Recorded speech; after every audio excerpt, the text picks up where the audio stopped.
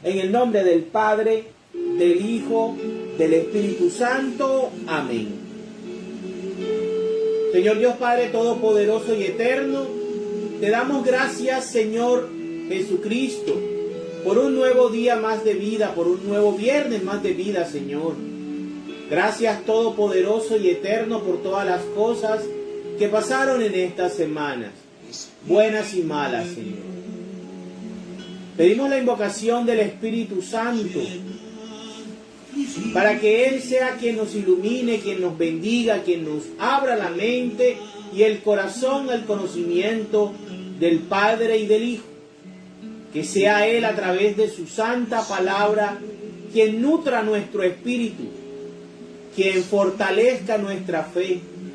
Pues la fe nace, crece y se multiplica a partir de la escucha de la palabra del Señor.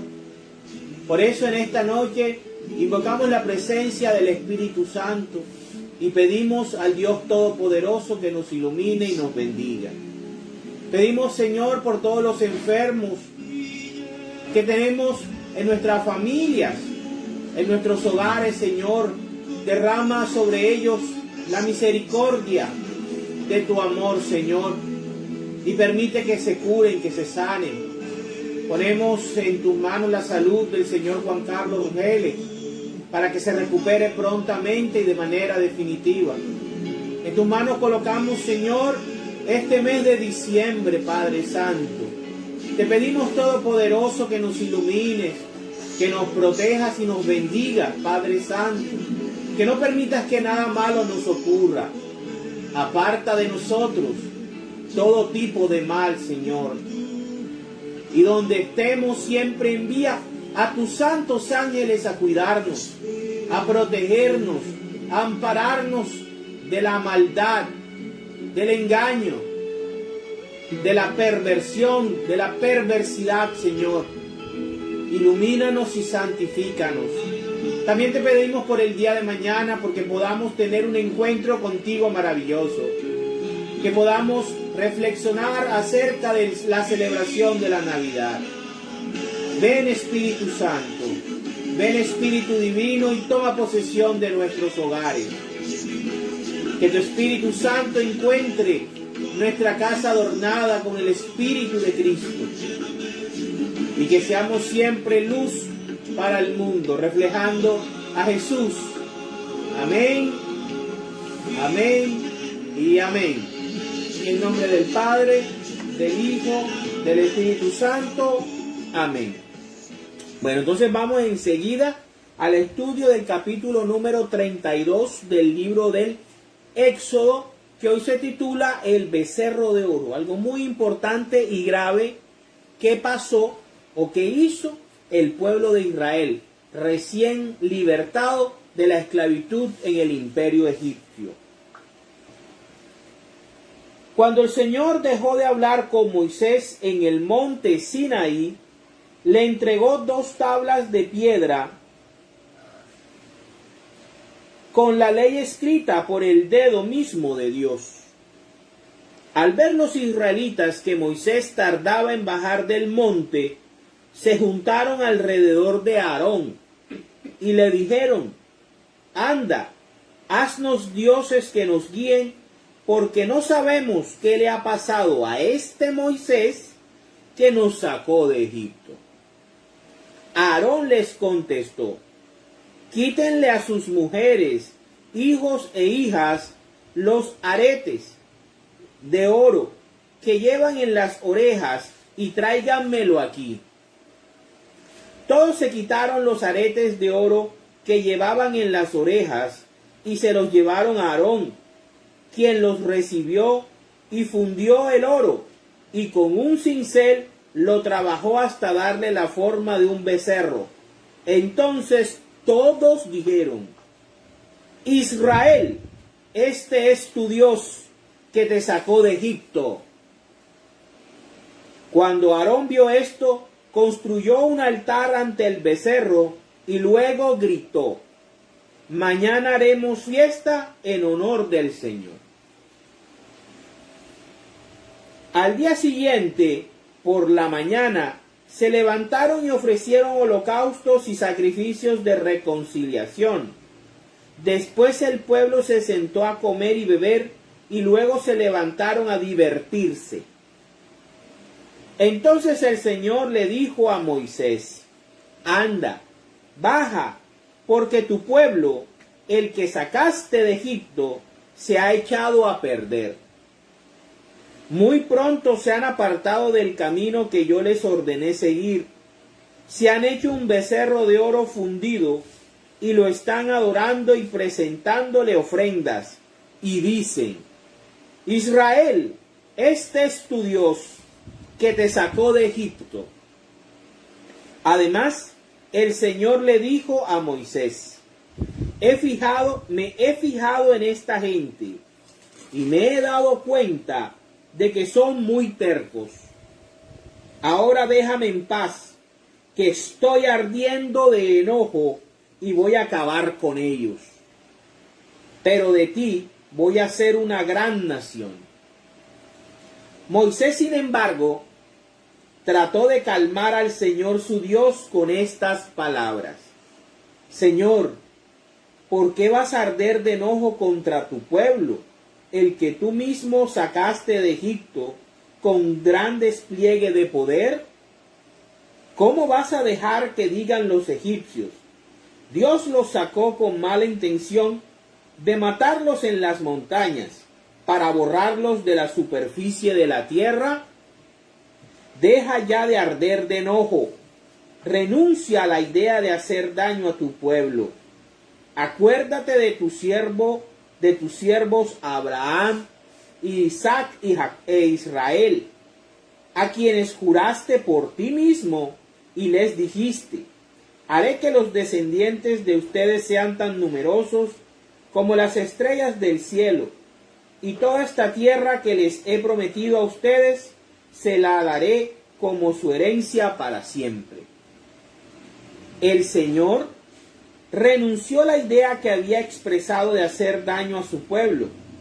Entonces Moisés se dispuso a bajar del monte, trayendo en sus manos las 2 tablas de la ley, las cuales estaban escritas por los 2 lados. Dios mismo había hecho las tablas y Dios mismo había grabado lo que estaba escrito en ellas. ¡Wow! Cuando Josué escuchó los gritos de la gente, le dijo a Moisés: se oyen gritos de guerra en el campamento. Pero Moisés contestó: no son cantos alegres de victoria, ni son cantos tristes de derrota. Son otros cantos los que escucho. En cuanto Moisés se acercó al campamento y vio el becerro y los bailes, ardió de enojo y arrojó de sus manos las tablas, haciéndolas pedazos al pie del monte.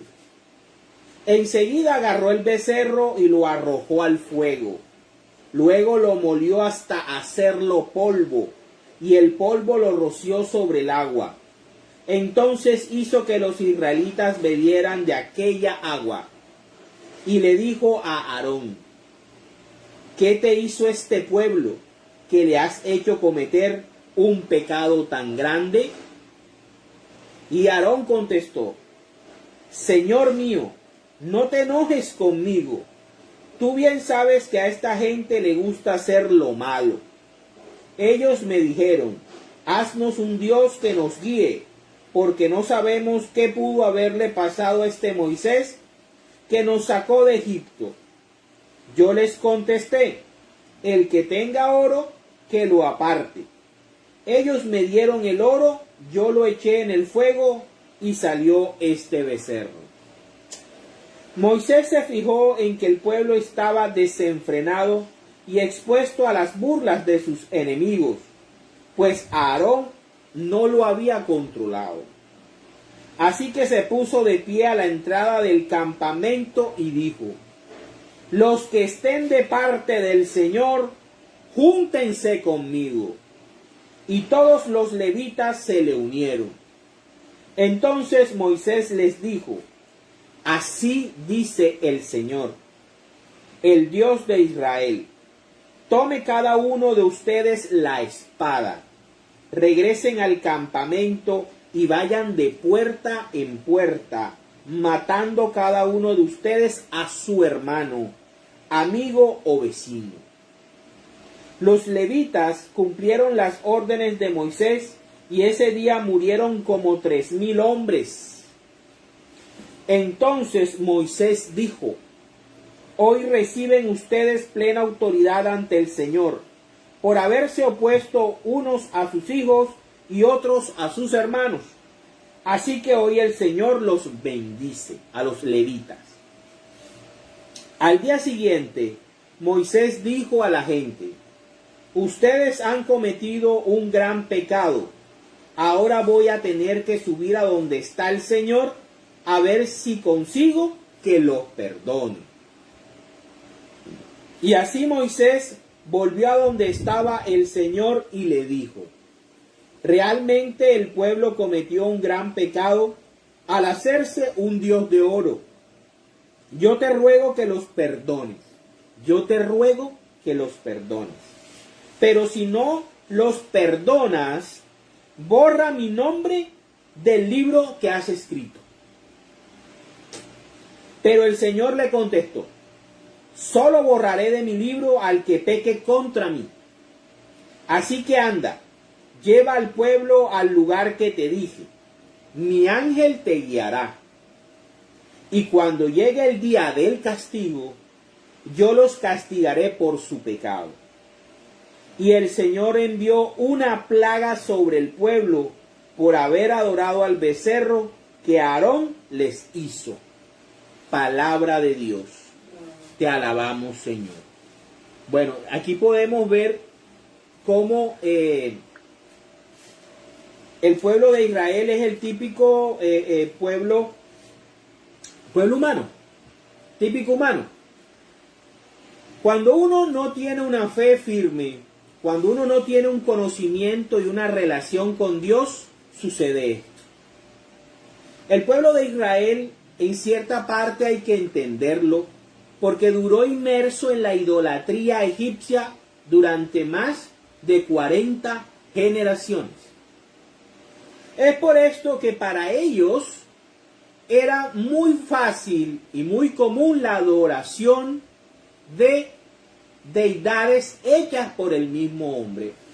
A la luz y a la mentalidad del siglo XXI, a uno no le cabe en la cabeza que un ser o una nación entera adore y crea que Dios puede estar contenido en una imagen, que puede estar contenido y que un Dios todopoderoso puede ser un animal y sobre todo algo que ha sido creado por manos humanas.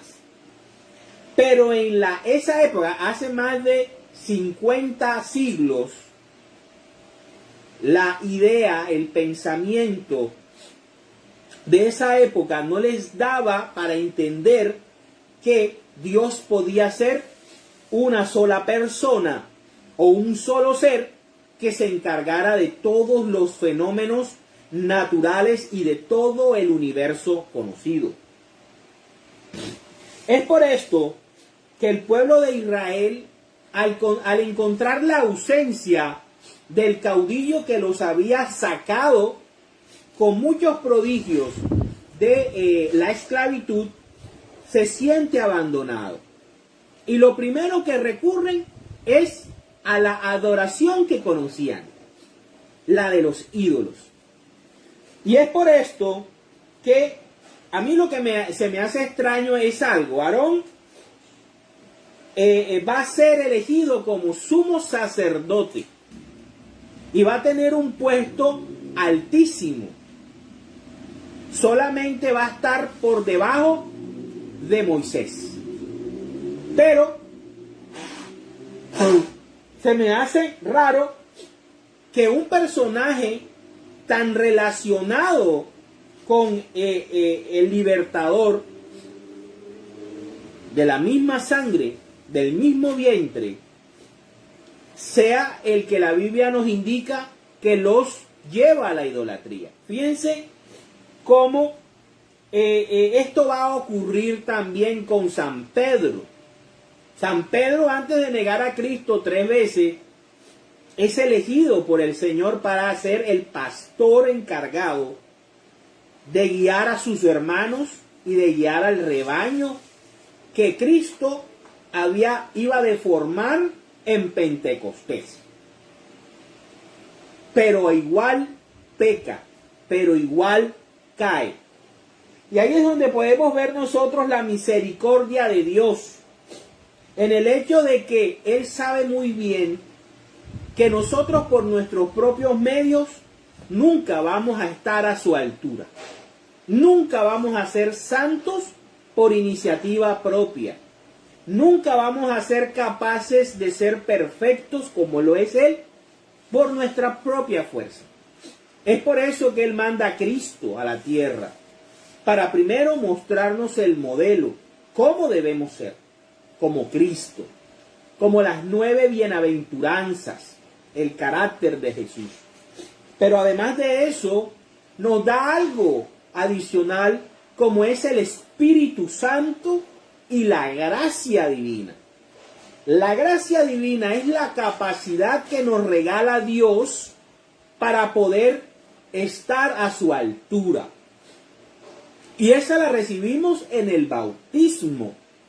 Cuando somos bautizados de pequeños, comenzamos a tener la capacidad de buscar a Dios no por nuestra propia iniciativa, sino por el Espíritu que ha sido puesto en nosotros a través del sacramento del bautismo. Porque el bautismo cristiano, más que para el arrepentimiento, como es el bautismo por medio de Juan, o el bautismo de Juan en inmersión, el bautismo cristiano es para darnos la capacidad de poder ser santos como Dios exige que seamos. Eso hay que tenerlo claro y expresarlo y explicarlo con este capítulo. Aquí podemos ver la debilidad humana, la debilidad de un pueblo que a lo largo de toda su historia va a caer múltiples veces, pero va a encontrar a un Dios misericordioso, un Dios paciente, pero también un Dios que escucha el ruego, la oración y la intercesión de los orantes, de la persona orante. Aquí vemos el modelo del Antiguo Testamento del hombre orante. Moisés es la prefigura de Cristo. Aquí podemos ver cómo Moisés ejerce lo que ahora mismo hace Cristo en el santuario celestial por la humanidad entera.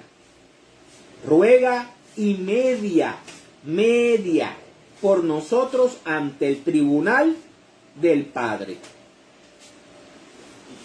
Pero también Cristo es sumo sacerdote nuestro, es nuestro sumo sacerdote en el mismo orden de Melquisedec. Pero vemos aquí cómo el pueblo se desordena, el pueblo pierde la fe y el pueblo pierde la dirección espiritual. Al no ver a un caudillo, al no ver un líder que imparta respeto, que recuerde que a Dios, la autoridad de Dios, el pueblo se vuelve un desorden.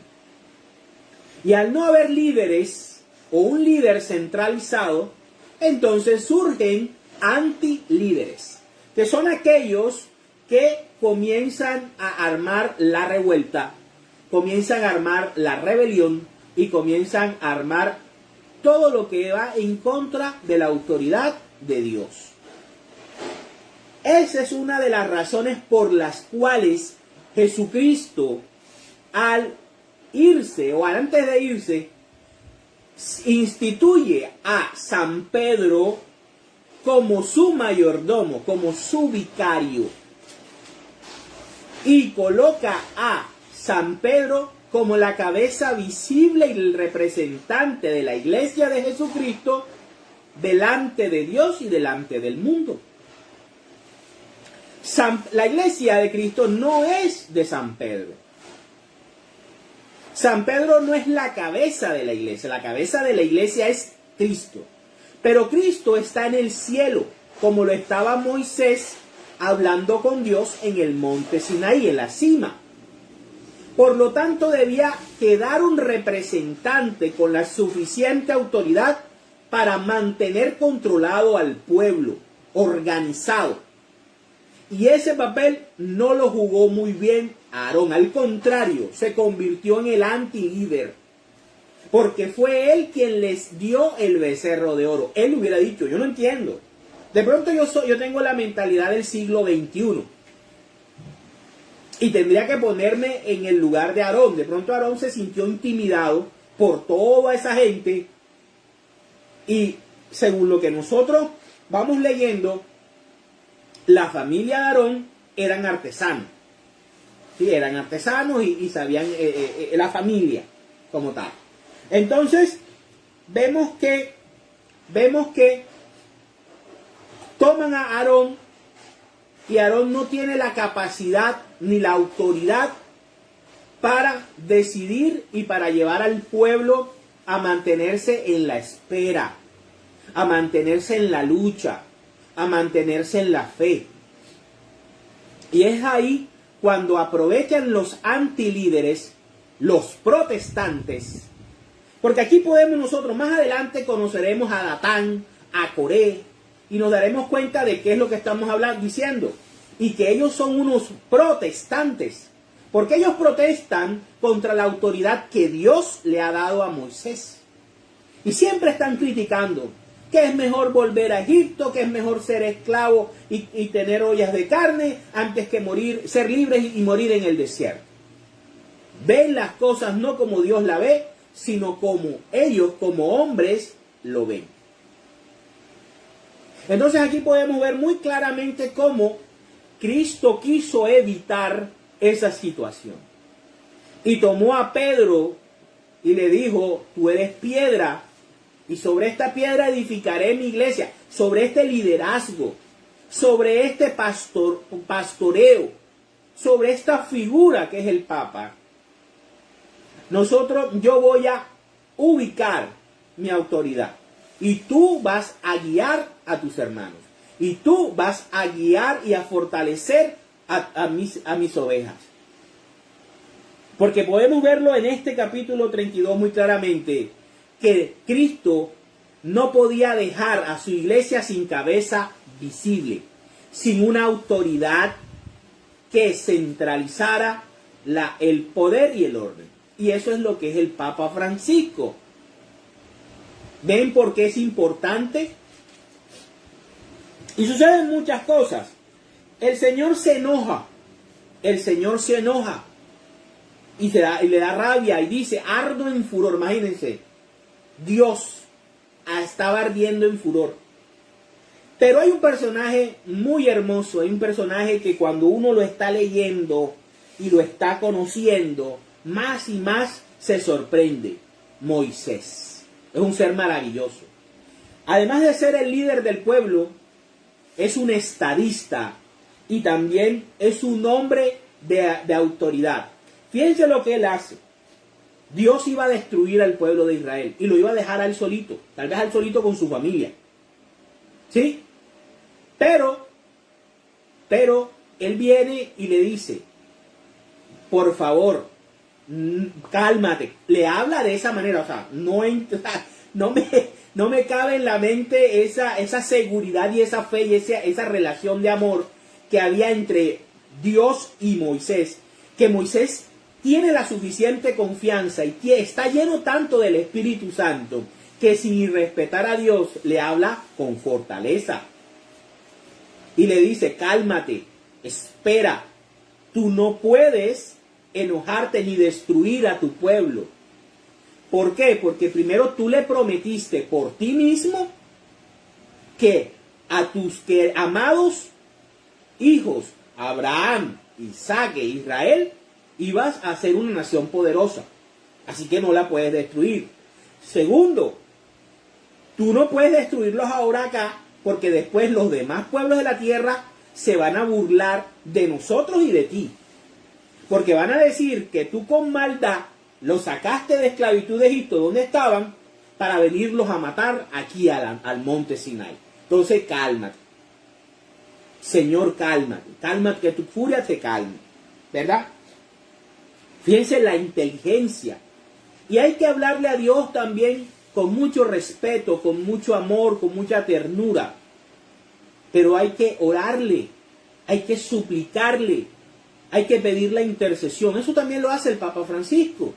Cuando él hace sus oraciones como sumo pontífice, ora por el mundo, ora por esta humanidad tan destructiva, tan egoísta, tan indolente, tan insensible y perversa, que merece el castigo total.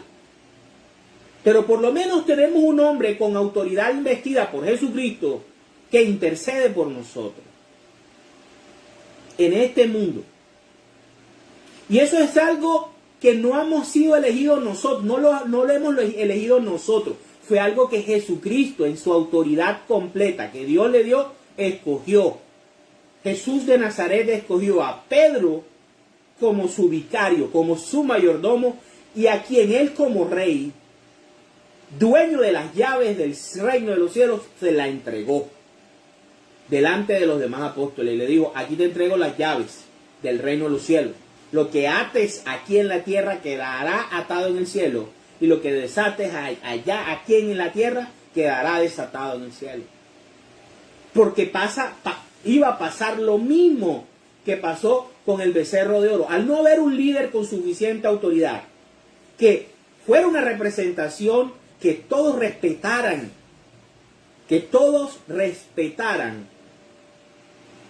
esto se iba a volver un caos. Y fíjense que los protestantes así lo son un caos. ¿Cuántas iglesias nacen cada año que dicen ser la iglesia de Jesucristo? ¿Cuántos pastores hay? ¿Cuántos? Pero la iglesia católica es una sola. Y el pastor de la iglesia católica es uno solo. Escogido por el Espíritu Santo, que es el que sostiene a la iglesia católica, la iglesia de Jesucristo. La única. Santa, católica, apostólica y única. Entonces ahí podemos ver todas estas cosas. A mí me gusta también Moisés, porque Moisés entonces va y mira las cosas y es el que da la primera reprenda. Toma y parte las tablas y luego les dice a los israelitas, los que estén conmigo échense para acá, escojan, así como hará Josué posteriormente. Los que estén de parte de Dios, vengan conmigo. Y los levitas, que son su tribu, son los que van hacia él, son los únicos que se mueven hacia él. Entonces ahí cuando Moisés les dice, vayan y maten a todo el mundo.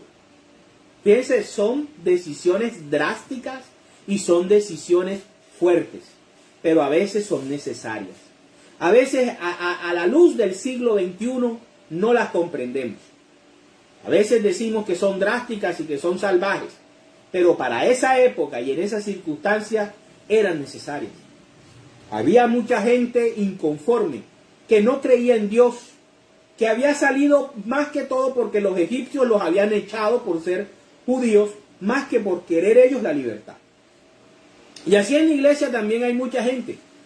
Gente que odia a la iglesia católica. Gente que está en la iglesia católica más por costumbre que por convicción. Y para uno estar en la iglesia tiene que ser por convicción. Por eso uno tiene que estudiar la palabra diariamente y hacer estos cursos. Para llenarse de conocimiento y del saber de Dios y poder tener una fe con criterio.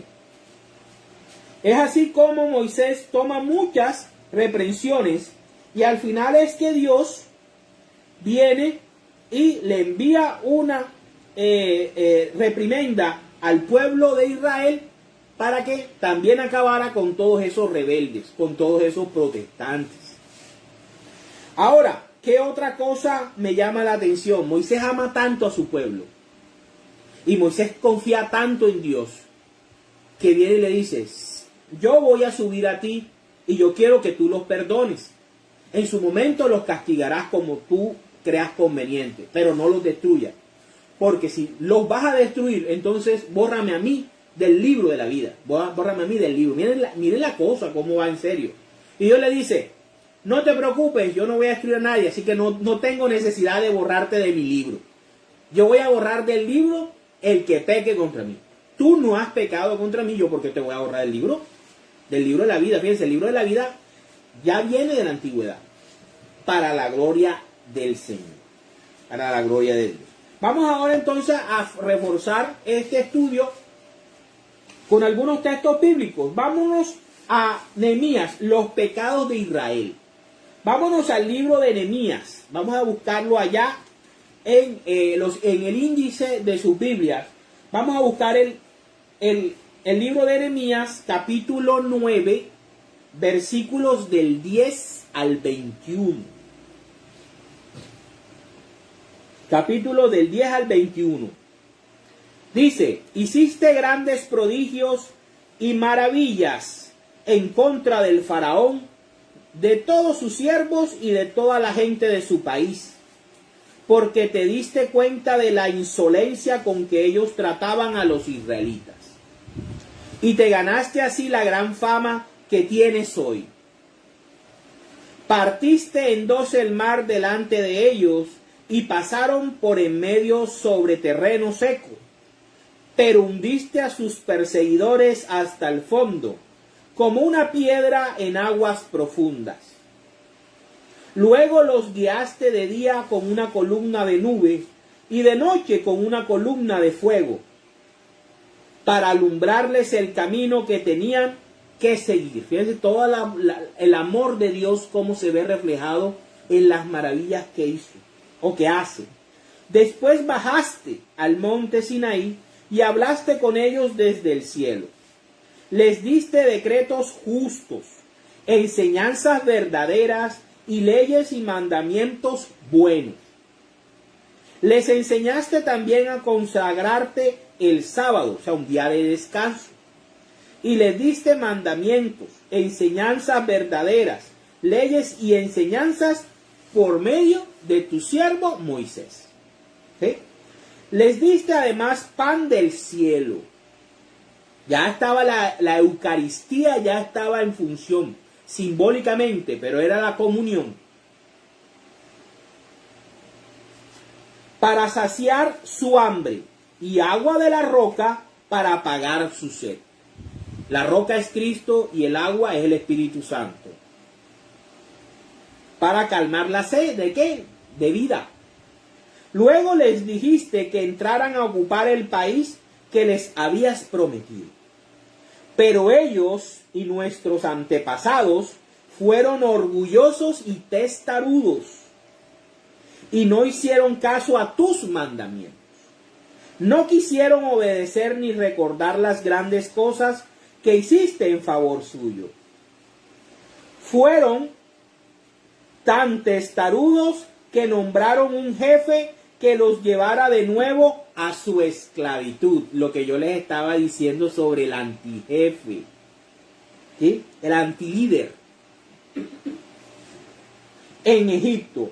Pero tú eres un Dios perdonador, un Dios tierno y compasivo, paciente y todo amor. Fíjense que el discurso de Jesucristo ya está aquí en el Antiguo Testamento. Fíjense, Dios sí era misericordioso desde el Antiguo Testamento. Y no los abandonaste. Aun cuando se hicieron un becerro de metal fundido y dijeron que ese era el Dios que los había sacado de Egipto. Qué estupidez, qué brutalidad. Y cometieron graves ofensas. Tú, por tu gran compasión, no los abandonaste en el desierto. La columna de nube no se apartó de ellos durante el día para guiarlos por el camino, ni la columna de fuego durante la noche para alumbrarles el camino que tenían que seguir. Además, les diste de tu buen espíritu para instruirlos. Jamás les faltó de la boca el maná que les enviabas, y les diste agua para calmar su sed. Durante 40 años les diste de comer en el desierto. Eso es algo muy importante. Nunca les faltó la comida en un desierto. Tú que encuentras en un desierto un peladero, ¿qué puedes tú sembrar en un desierto? Nada. Pero nunca les faltó nada porque Dios no los abandonó, aun a pesar de lo pecaminosos que eran. Y es así también como lo sigue haciendo hoy, 3 de diciembre del 2021. A pesar de nuestras maldades, a pesar de nuestro orgullo, a pesar de nuestra soberbia, el sol sigue saliendo, o nosotros giramos alrededor del sol y nos alumbra con su luz y llueve y crece la hierba y crecen las frutas y los animales siguen vivos, a pesar de nuestra maldad, porque Él nos ama y nos quiere y por eso nos ofrece la salvación en Jesucristo. Y nunca le faltó nada, ni se desgastaron sus ropas, ni se le hincharon los pies. Palabra de Dios. Te alabamos, Señor. Sigamos entonces, veamos más maldad. Vamos a ver cómo avanzó. Ahí estábamos en Nehemías. Ahora vamos a Primera de Reyes, capítulo 18, versículos del 20 al 40.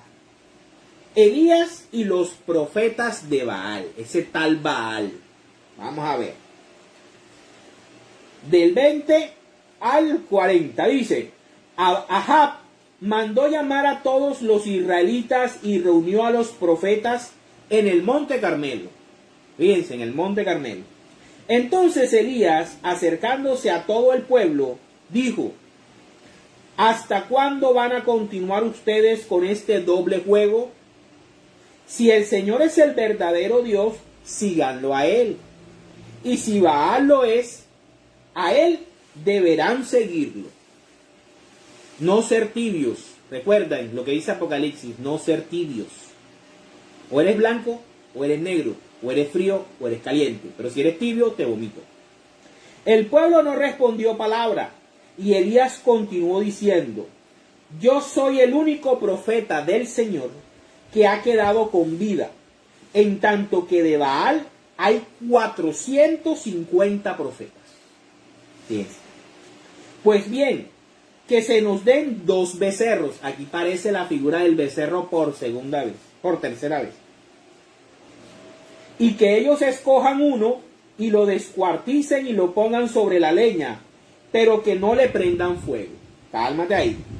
Yo por mi parte prepararé el otro becerro y lo pondré sobre la leña, pero tampoco le prenderé fuego. Aquí vamos a ver quién es quién.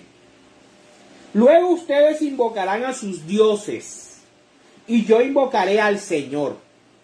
Y el Dios que responda enviando fuego, ese es el Dios verdadero. La verdad, en la realidad, en lo concreto es que uno sabe quién es quién. Buena propuesta, respondió todo el pueblo de Israel. Entonces Elías dijo a los profetas de Baal, escojan uno de los becerros y prepárenlo primero, ya que ustedes son muchos. Luego invoquen a su Dios, pero no enciendan el fuego. El fuego lo tiene que encender su Dios. Así pues, ellos tomaron el becerro que se les entregó y lo prepararon. Y desde la mañana hasta el mediodía invocaron a Baal. Decían, contéstanos, Baal. Y daban pequeños brincos alrededor del altar que habían construido. Pero ninguna voz les respondía. Hacia el mediodía, Elías se burlaba de ellos diciéndole, griten más fuerte, porque es un Dios. A lo mejor está ocupado o está haciendo sus necesidades. Elías era malo, ¿eh? O ha salido de viaje, se fue de parranda, está borracho por allá. Tal vez esté dormido y haya que irlo a despertar. Bravo Elías. Ellos seguían gritando y cortándose con cuchillos y lancetas. El show, los showceros, los que les gusta el espectáculo, los que les gusta los que les gustan los trambóticos. Pero pasó el mediodía y aunque ellos continuaron gritando y saltando como locos, hasta la hora de ofrecer el sacrificio, no hubo ninguna respuesta. Nadie contestó ni escuchó. Entonces Elías dijo a toda la gente, yo me lo imagino, acérquense a mí. Ahora sí viene el profeta del Señor. Toda la gente se acercó a él y él se puso a reparar el altar del Señor, a repararse, que estaba derrumbado. Tomó 12 piedras, conforme al número de las tribus de los hijos de Jacob, a quien el Señor dijo que se llamara Israel, y construyó con ellas un altar al Señor. Hizo luego una zanja alrededor del altar, donde cabrían unos 20 litros de grano. Y tras acomodar la leña, descuartizó el becerro y lo puso sobre ella. Luego dijo, llenen 4 cántaros de agua, 4 cántaros, y vacíenlos sobre el holocausto y la leña. Vamos a hacer esta vaina más difícil. Vamos a echarle agua. Vale, listo. Luego mandó que lo hicieran por segunda y tercera vez. Báñenlo con 4 cántaros 3 veces, o sea, 12 cántaros de agua sobre el sacrificio, sobre el becerro. A la hora de ofrecer, el agua corría alrededor del altar y también llenó la zanja, o sea, la zanja estaba llena de agua. Fíjense. A la hora de ofrecer el holocausto, el profeta Elías se acercó y exclamó, Señor, Dios de Abraham, de Isaac y de Israel, haz que hoy se sepa que tú eres el Dios de Israel y que yo soy tu siervo, y que hago todo esto porque me lo has mandado. Respóndeme, Señor, respóndeme, para que esta gente sepa que tú eres Dios y que los invitas a volverse de nuevo a ti. En aquel momento el fuego del Señor cayó y quemó el holocausto, la leña y hasta las piedras y el polvo, y consumió el agua que había en la zanja. Al ver esto, toda la gente se inclinó hasta tocar el suelo con la frente y dijo, el Señor es Dios, el Señor es Dios. Entonces Elías les dijo, atrapen a los profetas de Baal, que no escape ninguno. La gente los atrapó y Elías los llevó al arroyo Quizón, y allí los degolló. Palabra de Dios. Te alabamos, Señor. La palabra de Dios es contundente y clara. Elías, al igual que Moisés, hizo lo que tenía que hacer. Lo que daña al pueblo de Dios hay que eliminarlo. Ahora, en el siglo XXI no consiste en eliminar a la persona matándola, porque eso no es así. Pero a veces es bueno apartarse de amistades, es más, apartarse de familias que quieran apartarnos del camino de Dios. Cuando tú tengas una amistad que se burle de tu fe, que se burle de tu creencia, que se burle de quién eres, apártate. No es necesario que lo elimines, como pasó con el pueblo de Israel en el tiempo de Moisés, o como los profetas de Baal en los tiempos del profeta Elías. Simplemente elimínalo de tu vida, que le des importancia, pero no permitas que nadie te aparte del amor de Dios y del camino que Dios te ha trazado para encontrarse contigo en el juicio final de manera bendita. Que Dios te bendiga y que Dios te mantenga ahí en el libro de la vida. No dejes que nadie haga que Dios te borre del libro de la vida. Vamos ahora a tiempo más adelante. Vamos a ver cómo la maldad todavía seguía. Vámonos al libro de Amós, capítulo 2, versículos del 6 al 16, el profeta Amós, que era un campesino. Del 6 al 16. Dice, así dice el Señor, los de Israel han cometido tantas maldades que no dejaré de castigarlos, pues venden al inocente por dinero. Venden al inocente por dinero. Y al pobre por un par de sandalias. ¡Qué maldad! Oprimen y humillan a los pobres y se niegan a hacer justicia a los humildes. El padre y el hijo se acuestan con la misma mujer. ¡Wow! Profanando así mi santo nombre. Fíjense cómo cuando el hombre peca de esta manera, peca contra Dios, contra el nombre de Dios, contra la dignidad de Dios. Porque nosotros los hombres, los varones, tenemos que, en nosotros está la dignidad de Dios. En nosotros está la autoridad de Dios. Por eso por encima de un hombre, y va a sonar machista, pero está en la palabra y es una ley espiritual. Por encima de un hombre no debe estar sino solamente Dios. Por eso es que los judíos tienen aquí esto de acá. Y también los sacerdotes antes tenían esto acá, no sé cómo se llama, el kipá. Porque eso representa que por encima de un hombre siempre debe estar solamente Dios. Por eso Dios detesta a los hombres que se dejan humillar y que se someten a las mujeres porque están enamorados, porque tienen miedo, porque son sumisos. Eso no debe ser así. Un hombre debe ser respetuoso con las mujeres, pero siempre debe colocar en primer lugar a Dios en su vida, siempre, siempre. El hombre y a nuestros hijos debemos enseñarle eso, que encima de ellos solamente debe estar Papito Dios y nuestro Señor Jesucristo como su Rey.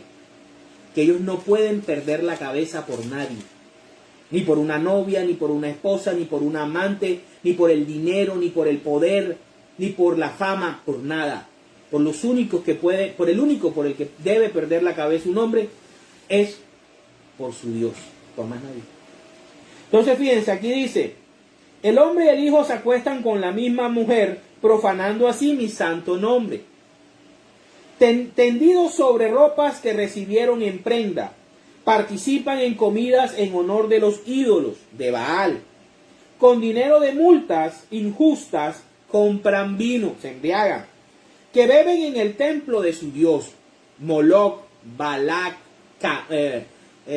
Kemosh, los de esa época. Yo, sin embargo, para abrirles paso a ustedes, destruí a los amorreos, los destruí por completo, aunque eran altos como cedros y fuertes como roble. O sea, Dios le está diciéndole, por amor a ustedes, para que ustedes tuvieran un territorio, para cumplirles la promesa, yo derroté a esos manes grandes, a esos manes chancletú, yo los derroté. Pero fíjense cómo me pagan ustedes siendo perversos y siendo malos, y no ayudando y abusando de sus hermanos pobres. Y eso a mí no me gusta, dice el Señor. Pero a ustedes los saqué de Egipto y los conduje 40 años por el desierto para darles la tierra de ellos, de los amorreos. Y no pueden negar, israelitas, que de entre ustedes a algunos los hice profetas y a otros nazareos. El Señor lo afirma. Pero ustedes obligaron a los nazareos a beber vino y prohibieron a los profetas que hablaran en mi nombre. Pues bien, yo haré crujir la tierra bajo los pies de ustedes, como cruje una carreta cargada de trigo. Por mucho que corran, no escaparán. Al más fuerte le faltará las fuerzas, y no se salvará ni el más valiente. El arquero no resistirá, y no se salvarán ni el que corre con pies ligeros, ni el que huya a caballo. Ese día, hasta el más valiente de los guerreros se despojará de sus armas para poder huir. El Señor lo afirma. Palabra de Dios. Te alabamos, Señor. Y eso lo podemos ver en el año, en la deportación a Babilonia, en la deportación a Siria. Eso lo podemos ver en la diáspora, que fue creada o que fue hecha por los romanos en la destrucción del templo de Salomón o del templo de Jerusalén en el año 70. Lo vimos desafortunadamente en el holocausto de los nazis. Todas estas cosas se cumplen. ¿Por qué? Por la misma maldad de los seres humanos. No solamente de los judíos, de todos nosotros. De todos nosotros. Pero Dios es misericordioso. Vamos ahora a ver en el Nuevo Testamento el becerro de oro. Vámonos a Hechos de los Apóstoles. Hechos de los Apóstoles, capítulo 7, versículos del 39 al 43. Pero nuestros antepasados no quisieron obedecerlo, sino que lo rechazaron y quisieron volverse a Egipto. Ese es el punto, volver otra vez al pecado, volver otra vez a la maldad, volver otra vez al mundo. Le dijeron a Aarón: haznos dioses que nos guíen, porque no sabemos qué le ha pasado a este Moisés que nos sacó de Egipto. Entonces hicieron un ídolo que tenía forma de becerro, mataron animales para ofrecérselo y celebraron una fiesta en honor del ídolo que ellos mismos habían hecho. Por esto Dios se apartó de ellos y los dejó adorar a las estrellas del cielo. Pues así está escrito en el libro de los profetas: Israelitas, ¿acaso en los 40 años del desierto me ofrecieron ustedes sacrificios y ofrendas? Por el contrario, cargaron con el santuario del dios Moloc y con la estrella del dios Refán, imágenes de dioses que ustedes mismos se hicieron para adorarlas. Por eso los lanzaré a ustedes al destierro más allá de Babilonia. Palabra de Dios. Te alabamos, Señor. Aquí está en el Nuevo Testamento, en Hechos de los Apóstoles. Vamos para terminar, Mateo capítulo 23, versículos del 37 al 39. Jesús llora por Jerusalén. Fíjense cómo van las cosas. Jerusalén, Jerusalén, que matas a los profetas y apedreas a los mensajeros que Dios te envía. ¿Cuántas veces quise juntar a tus hijos como la gallina junta sus pollitos bajo las alas? Pero no quisiste. Pues miren, el hogar de ustedes va a quedar abandonado. Y les digo que a partir de este momento no volverán a verme hasta que digan: bendito el que viene en el nombre del Señor. Palabra del Señor. Gloria a ti, Señor Jesús. Entonces podemos aquí ver cómo a lo largo de la historia del pueblo de Dios, la maldad del mismo pueblo hace que Dios en un momento se enfurezca. Pero siempre hay personas. En primera instancia fue Moisés. Luego veríamos a Elías. Tenemos a Amós, a los profetas. Y por último a nuestro Señor Jesucristo, quien dejó instituido en la persona de Pedro el papado, que hoy lo tiene el Papa Francisco, que ejerce la función que el mismo Señor le otorgó en su institución, la institución papal, de interceder. Ojo, interceder, no mediar. El mediador es Jesucristo, como sumo sacerdote en el santuario celestial. El único que media entre Dios y la humanidad es Jesús de Nazaret como sumo sacerdote en el mismo orden de Melquisedec. Pero el Papa Francisco, como representante o como de sucesión apostólica de San Pedro, como vicario de Cristo, intercede. Sus oraciones de intercesión por el mundo y por la iglesia son efectivas y son importantes para la gloria de Dios. En el nombre del Padre, del Hijo, del Espíritu Santo. Amén. Padre Santo que estás en los cielos, te damos gracias por esta maravillosa noche. Te pedimos, Señor, que tengas misericordia de nosotros, que perdones nuestras maldades, que mires en nosotros al Cristo que recibimos en nuestro bautismo. al Cristo que nace y crece en medio de nosotros. Ven Espíritu Santo y santifícanos. A nuestra Madre María le damos un abrazo grande porque ella también es intercesora. Ella también intercede por nosotros y por la raza humana ante su Hijo Jesucristo, el sumo sacerdote. También a todos los santos que en medio del trono de Dios ruegan por nuestra raza humana. En el nombre del Padre, del Hijo, del Espíritu Santo. Amén.